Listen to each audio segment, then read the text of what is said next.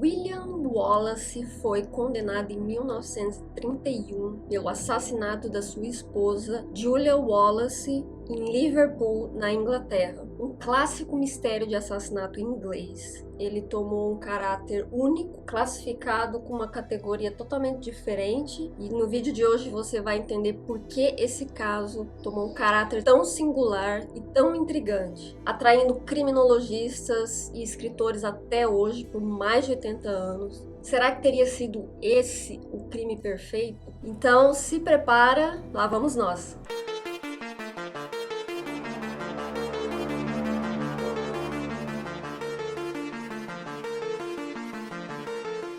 Seja bem-vindo, meu nome é Bruna Gobi, eu fui perita criminal oficial do estado de São Paulo. No caso de perícia de hoje, eu vou trazer o caso do William Wallace e você vai entender por que esse caso é tão único. E se você gosta de conteúdo como esse, não se esqueça de se inscrever nesse canal e ativar o sininho para receber notificação sempre que eu postar um conteúdo novo. Bom, William Wallace, na época, tinha 52 anos, trabalhava como corretor de seguros. Ele tinha hobbies como química, botânica e xadrez. Ele participava de um clube de xadrez em Liverpool. Ele era considerado um cavalheiro, muito educado, um homem de uma aparência magra, ele tinha problemas de saúde, problemas renais. Era casado com Julia Wallace, permaneceram casados por aproximadamente 16 anos. Ele também aprendeu a tocar violino para acompanhar sua esposa nas noites musicais que eles faziam.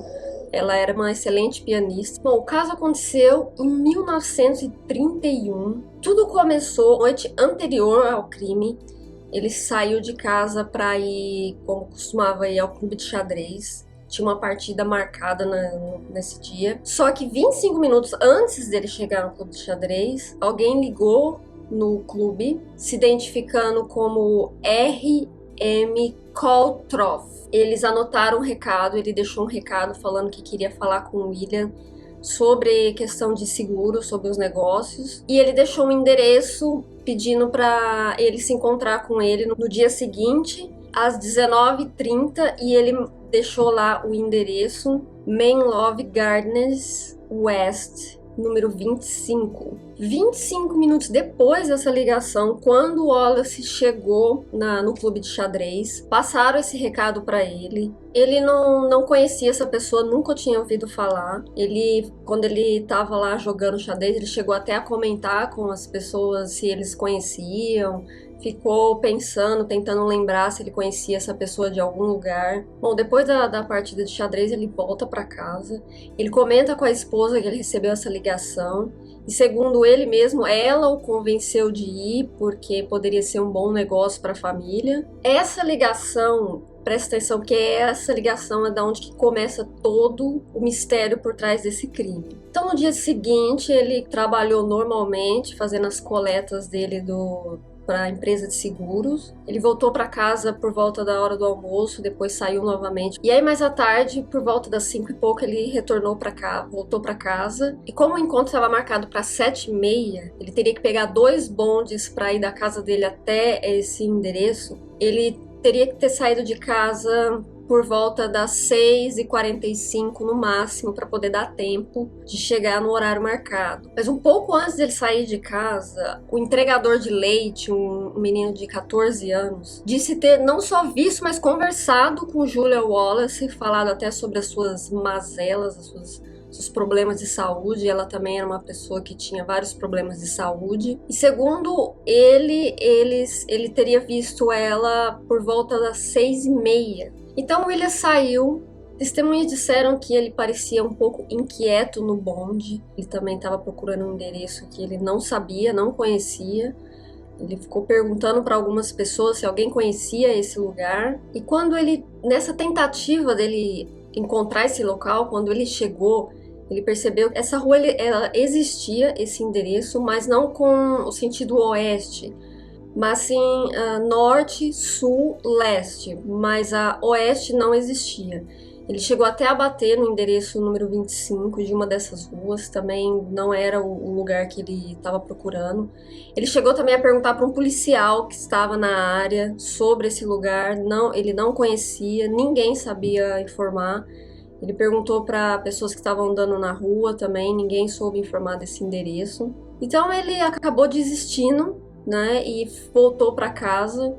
Ele foi visto quando ele chegou em casa por volta das 8h45 da noite. Mas quando ele retornou, ele foi pela porta dos fundos, tentou abrir, não conseguiu. E aí ele voltou pelo portão da frente, também não conseguiu, e os vizinhos estavam saindo. E nessa tentativa aí de abrir portão e não conseguir, acabou até também chamando a atenção desses vizinhos. E eles chegaram a perguntar se estava tudo bem, se ele precisava de alguma ajuda. E ele disse que simplesmente a porta estava emperrada, ele não estava conseguindo abrir, ele tinha chamado pela esposa e ela não estava escutando. Então esses vizinhos eles se aproximaram, né, para tentar ver o que estava acontecendo e até oferecer, se ele não conseguisse abrir, de repente pegar uma ferramenta para tentar abrir a porta. Mas nesse momento em que eles estavam chegando e o Wallace, na tentativa de abrir, ele acabou abrindo a porta, ele conseguiu abrir a porta. E aí os vizinhos resolveram se esperar, né, pra ver se estava tudo bem. E o Wallace começou a procurar pela esposa, entrou em alguns cômodos e até que encontrou ela na sala. Quando eles escutam um chamado dele, um grito dele falando assim, eles a mataram, os vizinhos, para os vizinhos verem a cena. Eles chegaram até a perguntar, mas o que aconteceu? Será que ela caiu da escada? Ela estava na sala, né, na sala que eles faziam as noites musicais. Ele até chegou a mencionar que ele deu para ver parte do cérebro dela. Foi uma morte muito violenta, o instrumento do crime não foi encontrado, mas condiz com como se fosse uma barra de ferro, de forma muito violenta, porque tinha sangue espalhado para muitos lugares longe até da posição em que ela foi encontrada, que demonstra a violência e a força com que ela foi atingida. Lembrando que na noite do crime estava muito frio, era inverno, e ele também não suspeitava de que a esposa teria saído para fazer alguma coisa, até por ela estar adoentada. Na sala havia uma caixa onde ele guardava o dinheiro que ele coletava do seguro, e ele percebeu que essa caixa estava aberta e o dinheiro tinha sumido. Além desse dinheiro, ele não sentiu falta de mais nada. No banheiro, na parte superior, eles encontraram uma gota de sangue apenas no vaso sanitário. Lembrando que esse caso aconteceu em 1931, né? Então a análise de DNA não era possível. E esse sangue até foi considerado depois que poderia ter sido até uma contaminação cruzada dos próprios peritos que foram investigar o local, dos próprios policiais que não preservaram corretamente a cena de crime. Pela quantidade de sangue e a brutalidade, indica que o assassino muito provavelmente ficou também todo sujo de sangue. Os policiais eles coletaram a roupa do Sr. Wallace, não foi encontrado nenhuma presença de sangue nas roupas, nas vestimentas dele. No local de crime também foi encontrada uma capa de chuva embaixo do corpo da vítima, com sinais de chamuscamento, como se tivesse alguém tentado colocar fogo, mas desistido. E esse tipo de crime, né, onde envolve a morte aí do cônjuge, você acaba tendo como ponto de partida aquele que tá vivo, né, o que sobreviveu, né? Então, no caso, o marido. Não necessariamente como culpado, mas ali, a partir daí, você começa a sua investigação, como testemunha, relatos. Porém, a polícia começou a suspeitar de que toda essa história desse telefonema, dele ter que sair no dia, dele poder ter saído num intervalo de tempo muito próximo em que o leiteiro aparecia para ele poder ter uma testemunha que visse, né, a esposa viva. E o fato dele também, quando retornou para casa, ter feito questão ali de fazer um barulho, um movimento para chamar a atenção dos vizinhos, poderem testemunhar também ao horário que ele estava chegando, ou seja, ele tinha testemunha mais ou menos do horário que ele saiu, do horário que ele voltou. Toda essa história, esse telefonema misterioso, esse endereço inexistente, fizeram com que as autoridades colocassem ele como a pessoa que arquitetou tudo isso, né? Considerado um cara muito inteligente. Eles pensaram que poderia ter sido ele mesmo que planejou tudo isso. 2 semanas depois, ele foi preso, acusado de ter sido o autor do crime. Porém, nenhuma evidência apontava diretamente para ele. Em abril, ele teve um outro julgamento. E nesse outro julgamento ele foi inocentado. A princípio, o testemunho do leiteiro não condizia muito com o tempo em que ele saiu de casa, porque ele teria que ter saído de casa às 6h45 e o leiteiro disse que viu ela às 6h30. Então seria um tempo ali de 15 minutos para ele cometer o crime, trocar de roupa e sair. E ele, por ser um homem doente, fraco, lento, parecia algo que não cabia nesse intervalo de tempo. Porém, o leiteiro mudou a versão dele, ele falou que na verdade acha que foi antes das 3h30, mas é um pouco difícil mesmo você prestar atenção exatamente nos minutos ou no horário, a não ser que tenha algo que conecte esse horário. O caso da Suzanne Richthofen. A testemunha que viu o carro da Suzanne chegando, ele estava assistindo um jogo, né? Então esse horário ficou muito marcado por essa questão do jogo de futebol, então ficou muito preciso esse horário. Eu já falei sobre esse caso aqui, vou deixar aqui como sugestão. Levando isso em consideração, eles pegaram um investigador para fazer uma simulação de tempo em que ele cometeria o crime, faria todo o trajeto, pegaria os 2 bondes, ficaria um tempo lá procurando, voltava para casa. O Wallace voltou para casa por volta das 8h45. Essa janela de tempo foi possível constatar que seria possível ter cometido esse crime. Porém, o investigador que fez a simulação era uma pessoa muito mais jovem que o Wallace, forte, não tinha problema de saúde, além da força aplicada. Então isso ficou ali um pouco questionável. Mais uma dúvida, caso ele é único, exatamente porque todas as evidências que você levanta, ela te leva exatamente para os 2 lados, tanto da culpa como da inocência. Então, tanto a defesa como a promotoria, eles podem usar os mesmos argumentos para condenar ou para absolver. As pessoas que conversaram com esse cara misterioso que ligou pro clube de xadrez falaram que a voz não era do Sr. Wallace. A cabine telefônica em que foi feita a ligação fica aproximadamente a 400 metros, né, da casa do Wallace.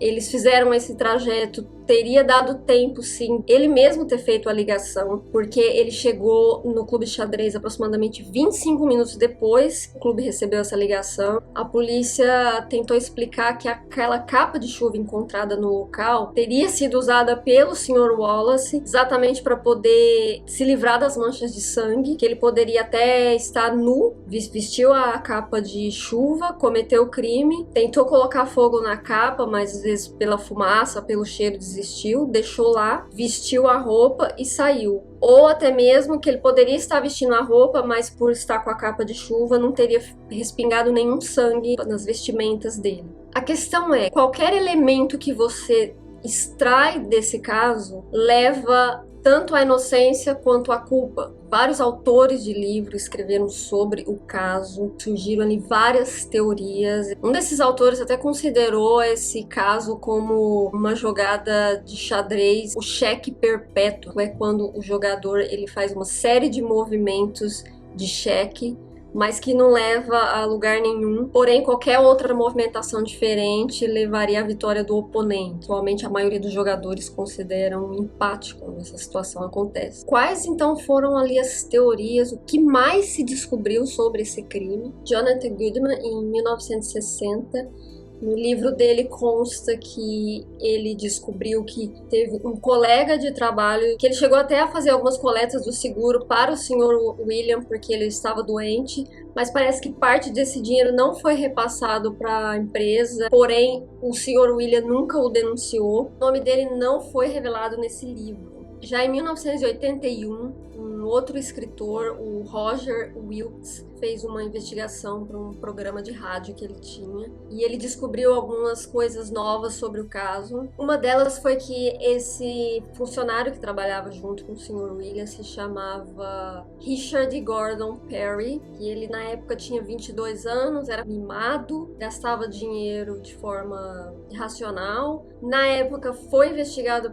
pela polícia, mas ele tinha um álibi, ele falou que ele estava estava com a ex-noiva dele, na época noiva dele. Depois teve um término desse noivado, a noiva voltou na polícia e falou que ela não estava com ele naquela noite. O mecânico de uma garagem também viu um carro com as mesmas características do Perry sendo lavado lá na garagem. Ele estava usando uma mangueira de alta pressão e esse mecânico também falou que viu que a luva dele estava suja de sangue. Depois, em 2001, James Murphy, ele também escreveu sobre o caso e ele trouxe alguns elementos novos, que as pessoas falavam que eles aparentavam ter a mesma idade, mas na verdade Julia era 17 anos mais velha que William. Pela primeira vez, o depoimento do Perry veio a público e o álibi dele não dependia do depoimento da noiva, que na verdade outros amigos, outras pessoas estavam com ele naquele dia, naquele intervalo de tempo, e por causa desse álibi ele foi desconsiderado ali da lista dos suspeitos na época. Em 2013, um outro autor, James, ele vai pela linha de que ele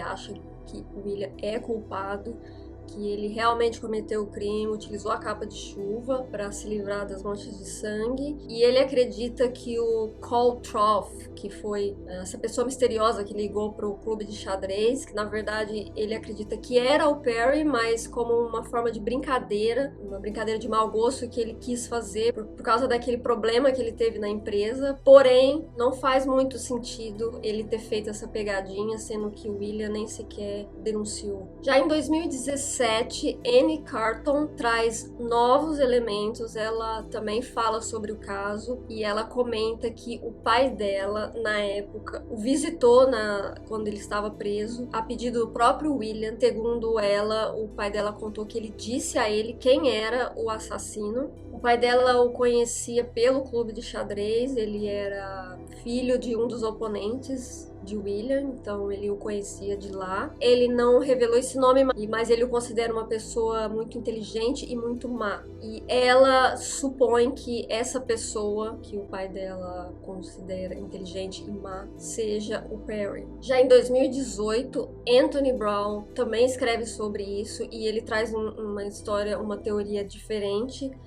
A teoria dele é que o Perry, junto com algum amigo, foi até a casa do William, porque ele fez a ligação, então ele sabia que o William não estaria em casa. Seria fácil entrar na casa porque ele conhecia Julia, ele arrumou um pretexto, falar que era alguma visita. Esse amigo que ele tinha levado poderia ser o homem misterioso Cole Trough, e talvez por isso ela tenha deixado ele entrar, porque ela sabia dessa ligação. Mas quando eles começaram a revirar as coisas, procurando dinheiro, talvez ela tenha falado alguma coisa, né? E aí nesse momento eles cometeram um homicídio. Essa é o que ele traz como teoria. Mas o que aconteceu com William Wallace depois que ele foi absolvido? Ele voltou a trabalhar para a companhia de seguros, porém ele sofreu ali um linchamento, não digo virtual porque isso foi em 1931, mas ele sofreu uma espécie de cancelamento. Ele começou a receber cartas de ameaça, então a opinião pública ali ao redor o considerava culpado. Por isso ele acabou aceitando um cargo na mesma empresa, mas na sede da empresa, que era em outra cidade, para trabalhar no escritório. Em menos de 2 anos depois do acontecido, ele morreu em decorrência dos problemas renais que ele tinha. Em 1981, um colega de trabalho disse que o Wallace contou para ele que poderia fazer uma cirurgia, tratamento desses problemas, mas ele se recusou a fazer essa cirurgia, ele não quis. Os diários pessoais dele foram encontrados anotações em que ele colocava ali a sua angústia por ter perdido a esposa. Ele também pontuava ali uma suspeita que ele tinha em que o assassino fosse um ex-colega mesmo de trabalho. E ele também escreveu sobre o medo que ele tinha até de ser a próxima vítima. Depois desse crime, ele foi se definhando cada vez mais, ele já era um homem doente. Isso mostra que essa coisa aí do cancelamento não é de hoje. Ele pode simplesmente ter sido mais uma vítima, ter perdido a esposa, já com uma saúde debilitada, perdeu a vontade de viver. Pode ter sido o culpado e se arrependido e não ter visto mais sentido na vida, praticamente